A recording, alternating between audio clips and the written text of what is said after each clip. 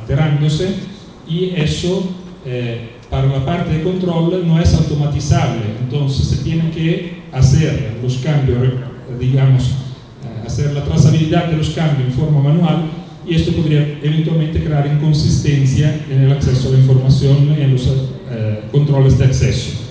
Nosotros lo hacemos con Redback, que define básicamente ontología ligeras. Ha sido una propuesta en el grupo de trabajo del profesor Giunquilla, donde definimos entonces las entidades como una ontología ligera representada a través de una estructura similar a un árbol, los usuarios también, y lo que permite el control de acceso se da a través de los permisos de acceso de usuario a entidades.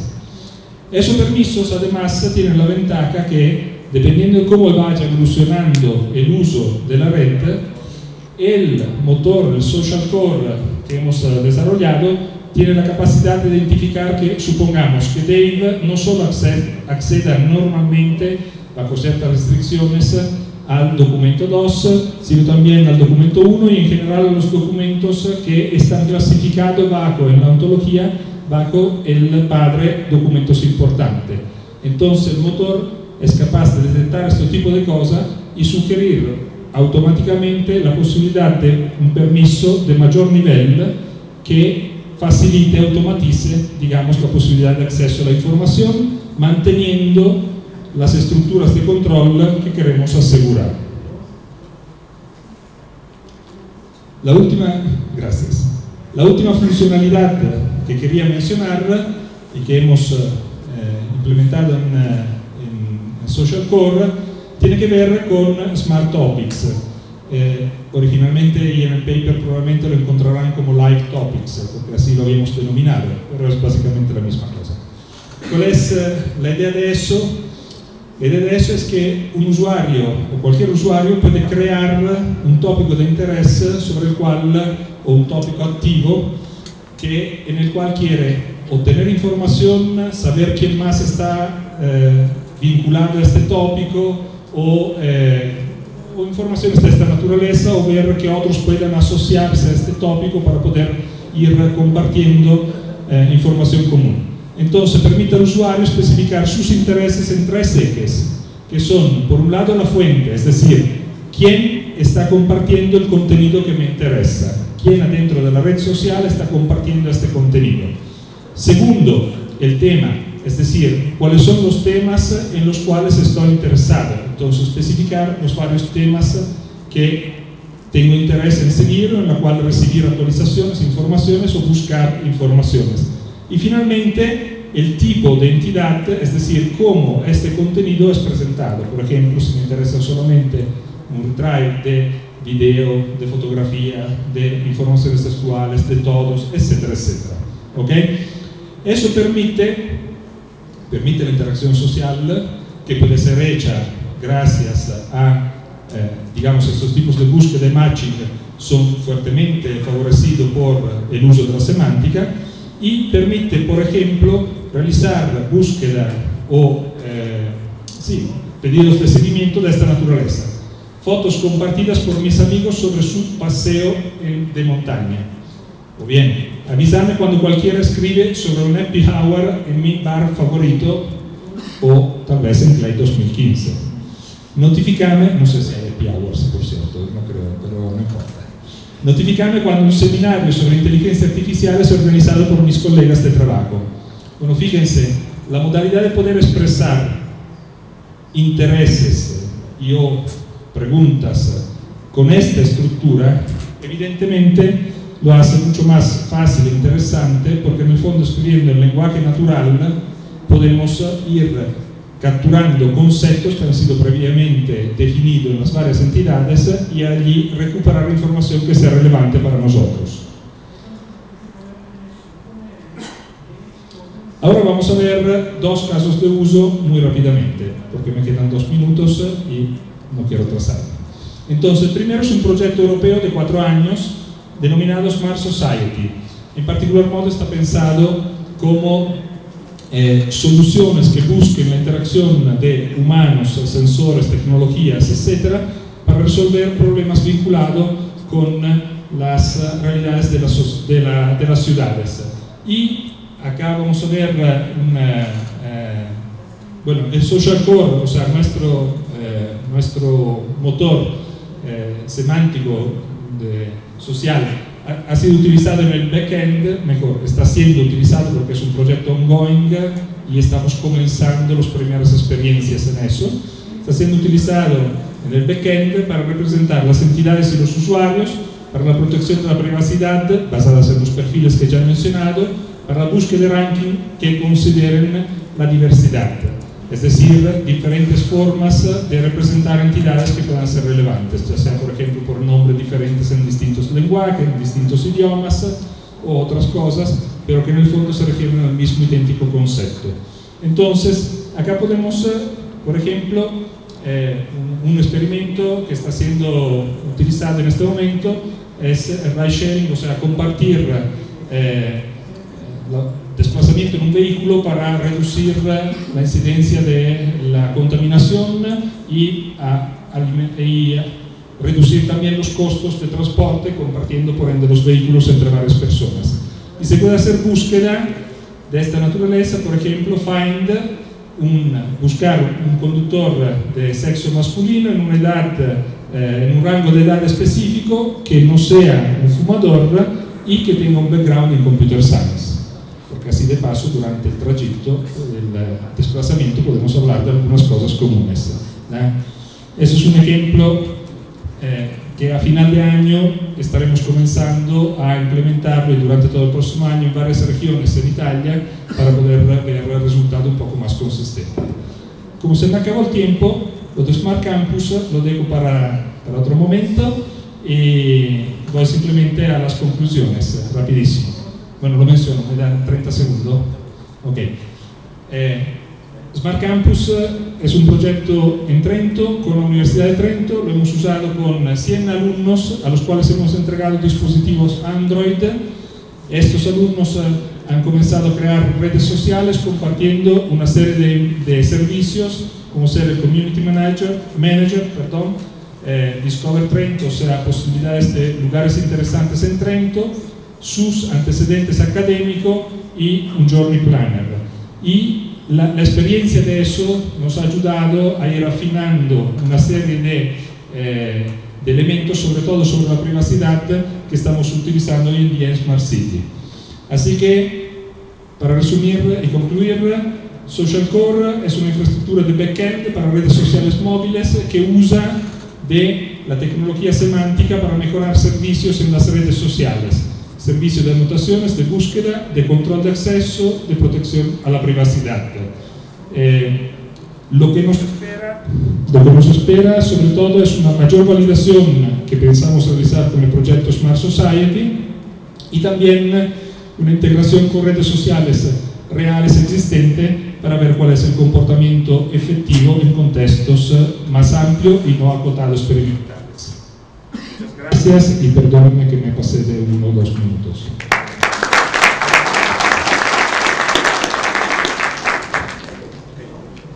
¿Preguntas?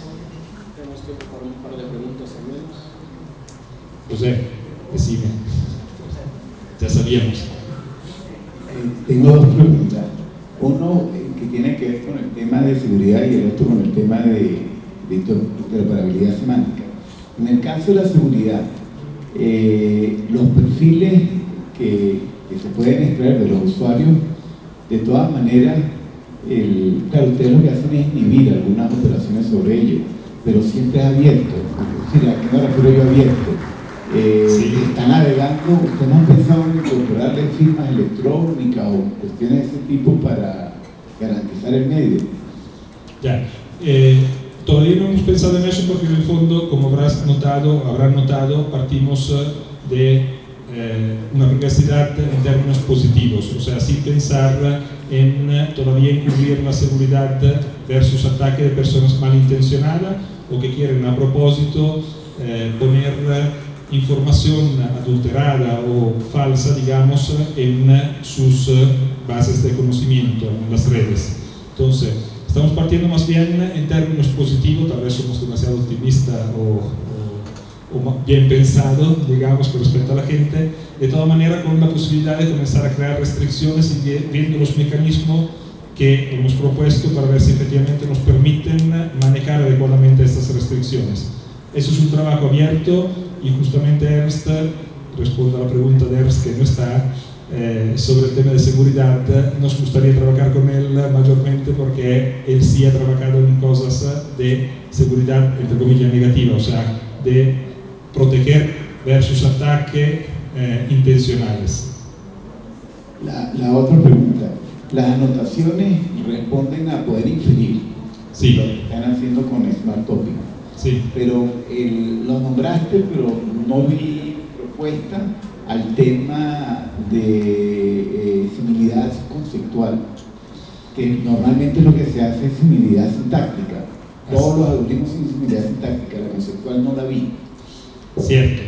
En realidad lo que manejamos a través de las anotaciones, existe la posibilidad de hacer un matching de conceptos, porque en el fondo, digamos, por ejemplo, a través de RELPAC, yo puedo definir a través de estas ontologías ligeras, puedo tener conceptos que están macheados, distanciados a varias posibles derivaciones conceptuales.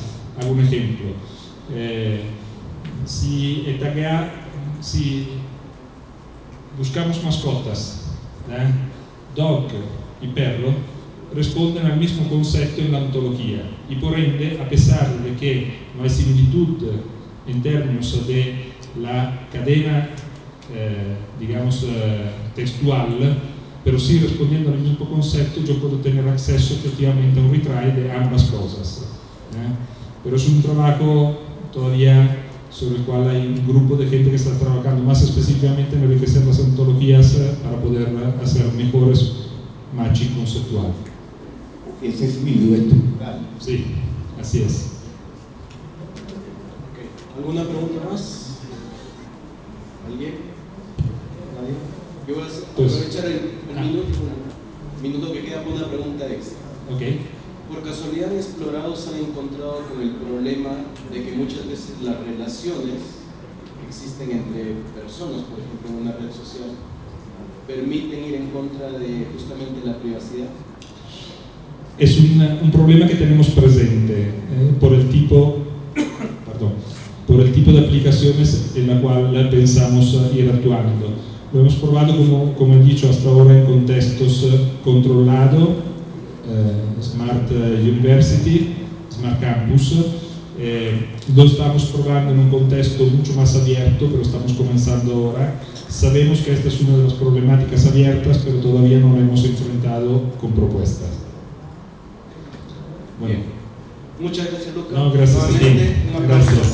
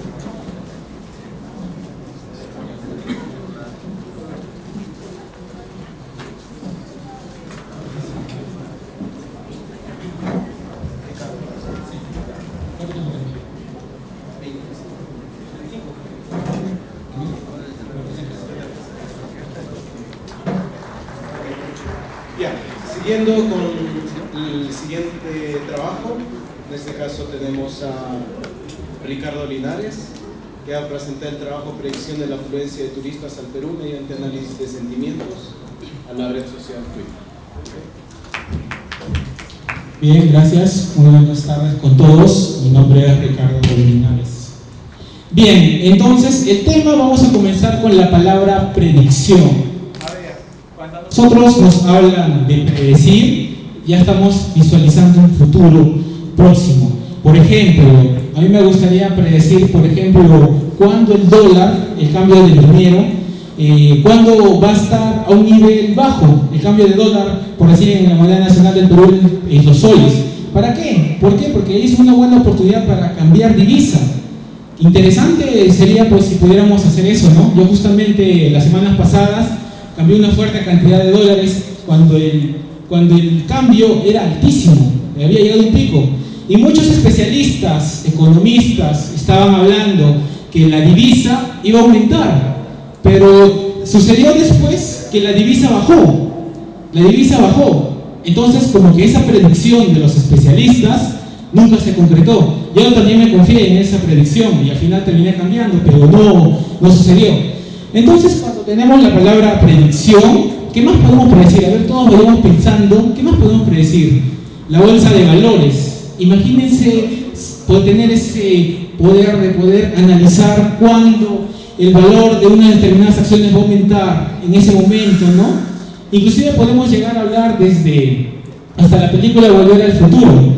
Ustedes saben que ahora se va a lanzar nuevamente y ha sido inclusive hasta parodiada. ¿Por qué? Porque muchas de las cosas que se preveían en esa película, los skies para volar, la ropa inteligente para estas épocas, actualmente ahora no. Como que esos grandes cambios no los tenemos. Claro que tenemos el smartphone, hay predicciones que sí se han cumplido. Entonces, las predicciones es algo que siempre va a ser algo llamativo, es algo que nos interesaría averiguar. Inclusive hasta Albert Einstein ya vamos un poco más allá, ¿no? Que mientras que para Isaac Newton el tiempo es absoluto, para Albert Einstein el tiempo es relativo, puede llegar a ser cero. Inclusive estas teorías dan el origen a agujeros negros y bueno, podemos ya hasta a pensar en futuros paralelos. Entonces, es todo un tema, ¿no? Pero desde el campo de, ya aterrizando la introducción, aterrizando un poco a lo que es nuestra área, noción computacional, ¿cómo también han surgido alternativas para poder predecir? Por ejemplo, la más básica, la regresión lineal. En cada país tenemos registros gracias a los censos, cuánta es la población en los años 80, cuánto ha sido la población en los años 90, y en base a esa se arma lo que hemos visto en la universidad, se hace un ploteo de X y Y se hace una recta, y esa recta es una regresión lineal simple, pero que nos sirve para predecir. Ahora, pero si vamos un poco más allá, tenemos conceptos ya de los clasificadores de Neville-Bayes, ya entrando un poco al área de minería de datos, inteligencia artificial, ¿no? Pues bien, ahora esto es como para adentrarnos un poco en la predicción. ¿Cuál ha sido la motivación de este trabajo? ¿Cuál ha sido la respuesta y cuál ha sido nuestro experimento? ¿Hasta dónde hemos llegado y qué más queremos hacer? Nosotros que este trabajo se ha basado en predecir, o sea, la intención ha sido, el planteamiento ha sido predecir la afluencia de turistas al Perú mediante análisis de sentimientos, utilizando la red social de Twitter. Ahora, análisis de sentimientos, por ejemplo, si vemos a un candidato político, su muro de Facebook debe estar lleno de comentarios, tanto positivos como negativos. Entonces existen técnicas de minería de datos que nos ayudan a clasificar y podemos determinar si el comentario al final fue positivo o fue negativo.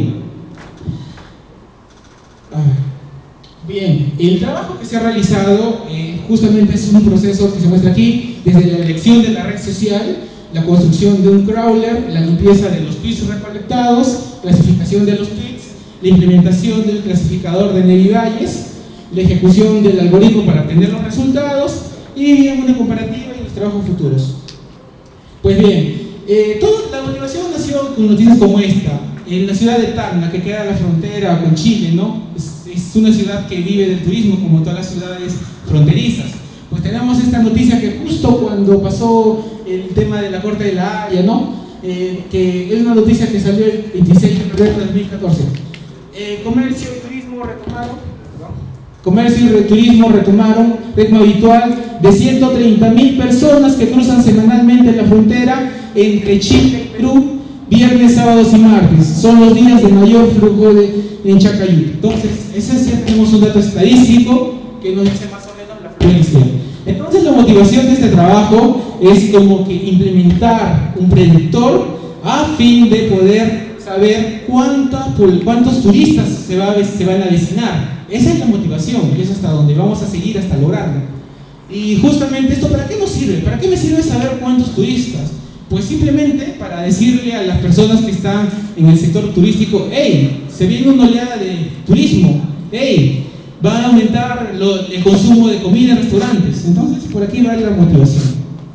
Este trabajo fue realizado por mí, Ricardo Linares, que soy bachiller, también asesorado por la doctora Ana María Cuadros, de la Universidad Católica San Pablo, mi asesora de investigación, también el doctor José Herrera Quispe, coordinador de la maestría en informática en la UNSA, y también el vicerrector de la Universidad Nacional de San Agustín, el doctor Alfaro. En esta diapositiva, por ejemplo, mostramos como lo que les explicaba, ¿no? Nosotros la intención era llegar a esto, a una gráfica, a una tendencia matemática en cual nosotros podamos predecir esa afluencia. Bien, entonces nosotros dijimos, existe la red social, todo está ahí, la gente publica.